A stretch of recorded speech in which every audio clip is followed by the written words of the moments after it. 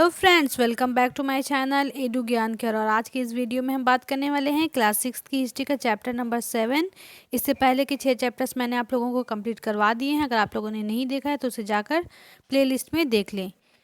अगर वीडियो पसंद आए तो इसे लाइक और शेयर भी कर दें। अगर पहली बार मेरे चैनल पर आए तो इसे सब्सक्राइब कर दें। चलिए फ्रेंड्स, आज का चैप्टर नंबर 7 शुरू करते हैं।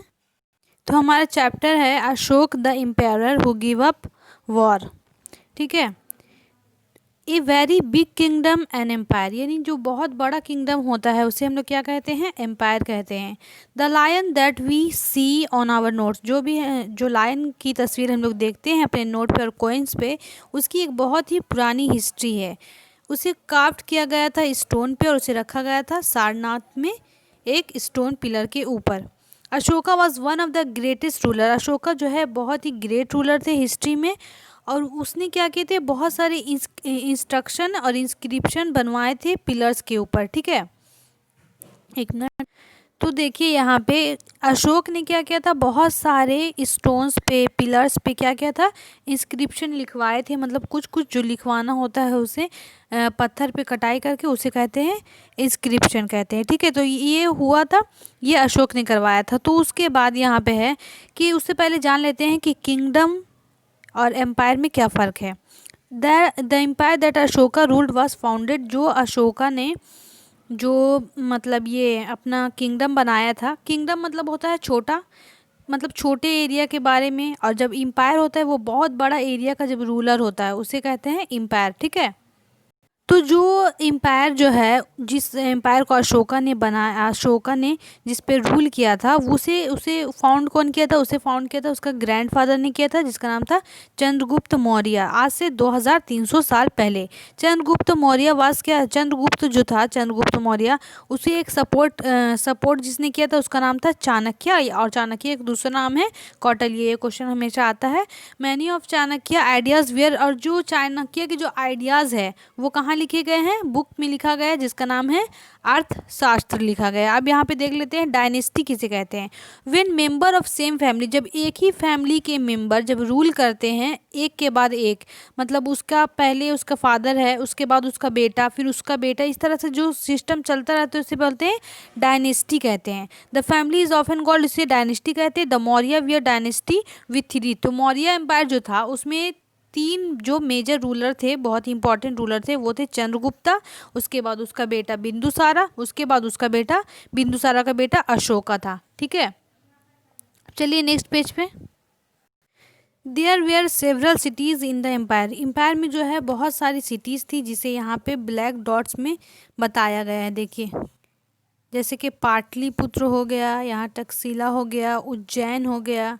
ठीक है, तो बहुत सारी ये जो सिटीज़ थी वो बहुत ही इम्पॉर्टेंट थी, क्योंकि यहाँ पे जो टक्सिला था, टक्सिला जो था वो गेटवे था, नॉर्थ वेस्ट का गेटवे था। यहाँ पे देखिए आप लोग, टक्सिला जो था नॉर्थ वेस्ट का गेटवे था। ठीक है, जिसकी वजह से नॉर्थ वेस्ट में कंट्रोल हो सकता था।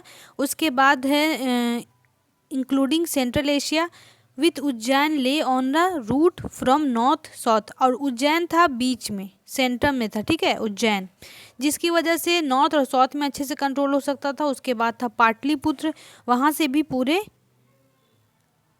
हिस्से में कंट्रोल हो सकता था। यहाँ पे कौन कौन लोग रहते थे, मर्चेंट्स, ऑफिशियल और क्राफ्ट पर्सन रहते थे इन सिटीज़ में। और उसके बाद जो विलेजेस थे, विलेजेस में कौन कौन रहते थे, फार्मर रहते थे, हार्डर रहते थे। In some areas such as central India there were forest, और सेंट्रल इंडिया में कुछ फॉरेस्ट के इलाके थे, वहाँ पे जो लोग रहते थे वो गैदर करते थे खाना यहाँ और हंट करते थे। ठीक है, अलग अलग सिटीज़ थी तो बहुत सारे डिफरेंट लैंग्वेज भी बोले जाते थे। ठीक है, उसके बाद देखिए the place where inscription of Ashoka, Ashoka के जो इंस्क्रिप्शन पाए गए हैं उसे रेड डॉट से यहाँ पे दिखाया गया। जितने भी रेड डॉट्स है वहाँ पे अशोकन इंस्क्रिप्शन पाए गए हैं, जो इंडिया में भी थे और इंडिया से बाहर भी पाए जाते थे। ठीक है, चलिए नेक्स्ट पेज पे।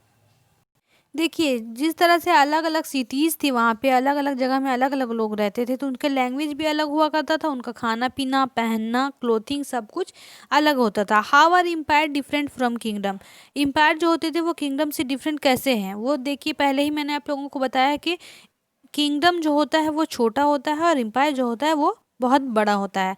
तो इम्पायरर्स नीड मोर रिसोर्सेस। तो इम्पायर को चलाने के लिए इम्पायरर को बहुत ज़्यादा रिसोर्सेज की ज़रूरत पड़ती है किंग के मुकाबले में, because empire are large than kingdoms and need to be protected by big armies. अब बड़ी किंगडम है, बड़ा एम्पायर है, तो उसे संभालने के लिए बड़े आर्मी की भी ज़रूरत पड़ेगी। So also they need a large number of official, उसके लिए बहुत ज़्यादा ऑफिशियल्स के लिए और ज़्यादा टैक्सेस को भी कलेक्ट करने की ज़रूरत होगी। अब यहाँ देख लेते हैं रूलिंग द एम्पायर।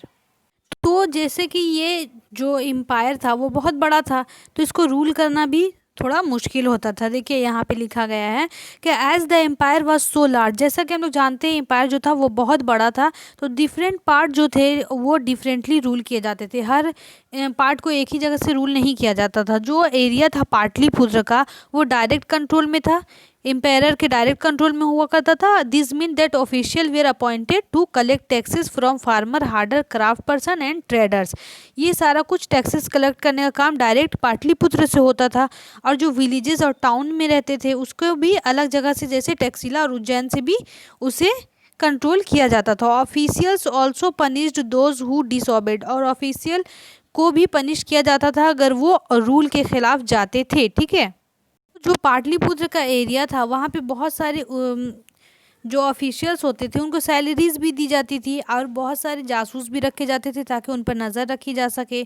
इस तरह से पाटलिपुत्र का एरिया जो है वहाँ पे रूल किया जाता था। देयर वेयर अदर एरियाज और प्रोविंस भी जो थे जिसमें थे उज्जैन और तक्षशिला थे। Although there were some amount of control from Pataliputra and royal prince were often sent as governor, local customs and rule were probably followed. तो उस जो इलाका था वेस्ट का और सेंट्रल का बहुत सारे अलग अलग जगहों में तक्षशिला और उज्जैन से भी कंट्रोल किया जाता था। ठीक है, देखिए इन इलाकों के अलावा भी जो कुछ एरियाज जो थे इन सेंटर्स के दरमियान जो एरियाज पाए जाते थे वहाँ पे कैसे कंट्रोल करते थे, वहाँ पे भी ये लोग जो थे मौर्यस कंट्रोल करने की कोशिश करते थे रोड और रिवर्स को। और क्योंकि रोड और रिवर्स क्या है, ट्रांसपोर्ट के लिए बहुत इंपॉर्टेंट होते थे और वहाँ पे कलेक्ट करते थे रिसोर्सेज को भी टैक्स या ट्रिब्यूट की शक्ल में।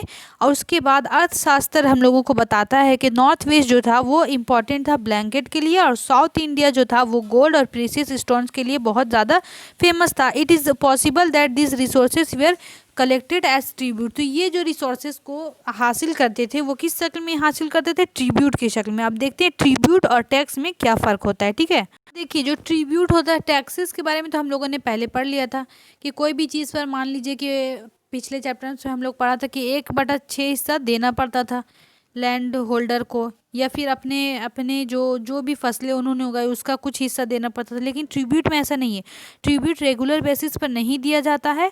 और ये कब दिया जाता है, जब ये पॉसिबल हो, जिसको देना हो वो दे सकता है जब पॉसिबल हो। और ये कोई भी सामान की शक्ल में दे सकते हैं, कभी ज़्यादा दे सकते हैं, कभी कम दे सकते हैं, ये कोई फिक्स नहीं है। अब फॉरेस्टेड रीजन में कैसे होता था, फॉरेस्टेड रीजन में कंट्रोल करने के लिए वहाँ पे क्या करते थे, वहाँ पे जो भी लोग रहते थे वहाँ से एलिफेंट, टिम्बर, हनी, वैक्स, ये सब कुछ ऑफिशियल कलेक्ट करते थे। अब यहाँ पे देख लेते हैं the empire and the capital city.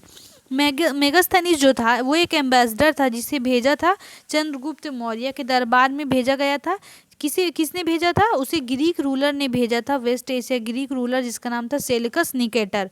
उसने मेगास्थनीज को, ये क्वेश्चन आप लोग नोट डाउन कर लीजिएगा, सेलिकस निकेटर ने मेगास्थनीज को भेजा था चंद्रगुप्त मौर्य के कोर्ट में। ठीक है, Megasthenes wrote an account, Megasthenes ने एक अकाउंट लिखा है इंडिका में जिसमें वहाँ के बारे में बताया है, मौर्य एम्पायर के बारे में बताया है। ठीक है, तो इससे हम लोग क्या कंक्लूजन ड्रॉ करते हैं वो देख लेते हैं। तो देखिए the occasion on which the empire appear in public celebrated with, जो कुछ भी पब्लिकली सेलिब्रेट होता था वो बहुत ही रॉयल स्टाइल में होता था।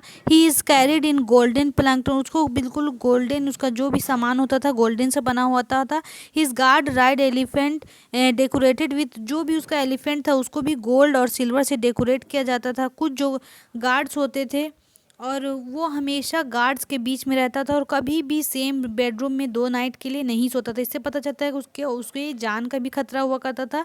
ठीक है, उसके बाद देख लेते हैं दूसरे पैराग्राफ में है यहाँ पे कि पाटलिपुत्र जो था उसके बारे में यहाँ बताया गया कि ये जो था बहुत ही बड़ा और ब्यूटीफुल सिटी था और सराउंडेड बाय मैसिव वॉल, चारों तरफ से इसे वॉल से घेरा गया था। It has 570 towers and 64 gates. ठीक है, 570 टावर और 64 गेट्स थे। द हाउस ऑफ 2 और 3 स्टोरीज के हाउसेज होते थे। आर बिल्ड, ये वुड और मड ब्रिक्स के बनाए जाते थे। The king palace is also would and decorated with stone carvings के साथ उसे डेकोरेट किया जाता था। It is surrounding with garden and enclosures for keeping birds. तो इस मतलब मेगास्थनीज के इस अकाउंट से हमें पता चलता है उस वक्त में मौर्य एम्पायर में पटना सिटी किस तरह था, पाटलिपुत्र कैसा था, उस वक्त का एम्पायर में जो राजा होते थे वो किस तरह से रहते थे, ये सब कुछ हमको इसमें पता चलता है। अब नेक्स्ट वीडियो में हम लोग अशोका के बारे में पढ़ेंगे, उसके बाद कलिंगा वार के बारे में पढ़ेंगे और बाकी का चैप्टर हम लोग नेक्स्ट पार्ट में कंप्लीट करेंगे।